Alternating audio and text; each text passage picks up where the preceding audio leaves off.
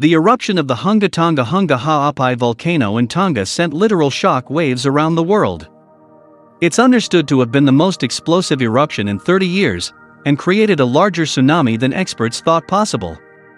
Much is still unknown about the eruption, and scientists believe it's far from over.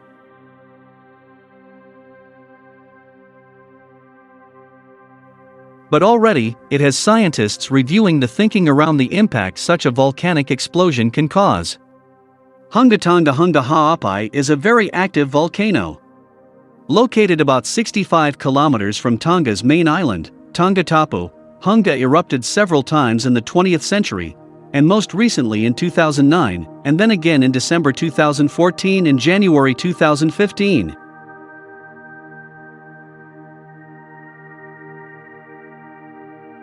The most recent eruption began on December 20th. The explosion could be heard from 170 kilometers away, and a large plume was visible from the Tongan capital, Nuku'alofa. Activity died down in early January, but kicked off again on January 13th, when a large ash column was sent 17 kilometers into the atmosphere. 2 days later, on January 15th, a far larger eruption took place.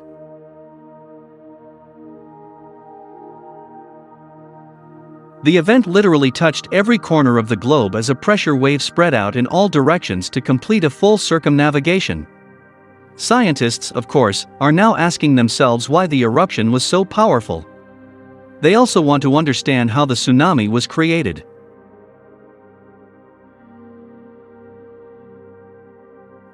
The answers to both these questions feed into future hazard preparedness, although to be honest, right now, these finer details are much less important than the immediate needs of nearby islanders.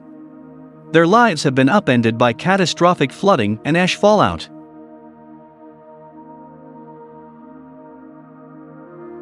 Nonetheless, scientific insights will emerge. They're already being assembled. The name Ha'apai, HTHH, refers to the two island structures that stood about 100 m above the Pacific Ocean surface, roughly 65 kilometers north of Tonga's capital, Nuku'alofa. What wasn't apparent to the casual observer was the hidden edifice below water, a volcanic mountain rising some 1,800 m above the seafloor.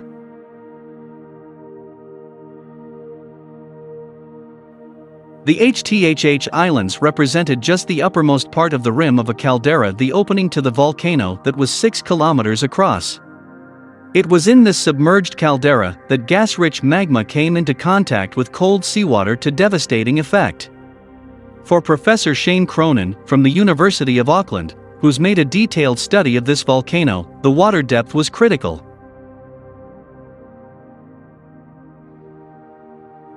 The caldera summit is about 150-200 m below sea level. That's just about the right depth for there to be quite strong, explosive interactions between the magma and the seawater. Once you get much deeper, then what tends to happen is there's too much seawater, and it suppresses that explosive activity.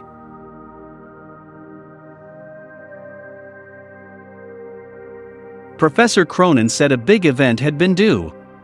The last major eruption was in the year AD 1100, and prior to that there was a major episode 1,800 years ago. On that basis, the repeat cycle was roughly 900 years. That's now. The tsunami that followed could have been created in several ways. In the near field, where waves over 1 meter high were recorded at the Nuku'alofa tide gauge, some component would have resulted from rock and ash initially thrown high into the sky, then descending back down into the ocean to displace its waters.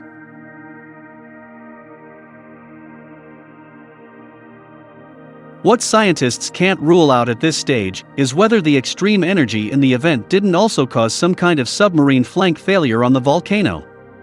Something similar occurred at Anak Krakatau in Indonesia in 2018, although that involved a large amount of material above water then becoming submerged.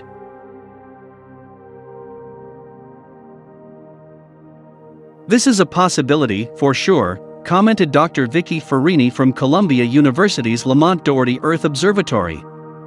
In data we collected in 2016, you could see a lot of big solidified chunks that looked like they had slid down the side of the volcano in the past.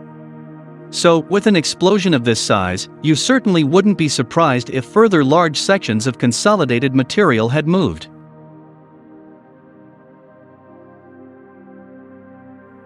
The good thing is we have the baseline data to make a comparison when we go back in, but only when it's safe. For far-field effects, there is a lot of discussion around whether that shockwave could have contributed to the run-ups recorded in New Zealand, Australia, and at beaches and inlets along both North and South America, and in Japan.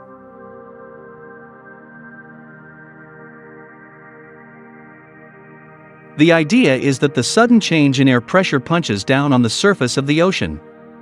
This can change the elevation in the ocean by millimeters to centimeters, and when this gets closer to land, if the conditions are right, it can generate tsunami.